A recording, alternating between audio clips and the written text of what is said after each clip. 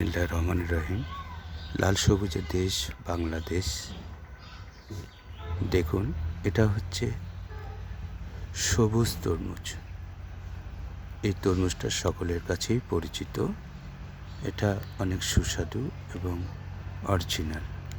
এই তরমুজের চারা এর মধ্যে রোপণ করা হয়েছে।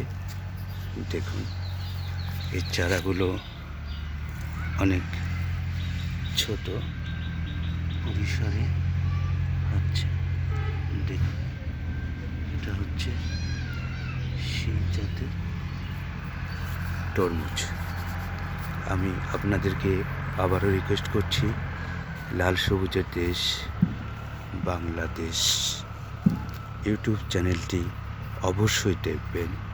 বিভিন্ন ধরনের নতুন নতুন সবজির আপডেট দেখতে পাবেন।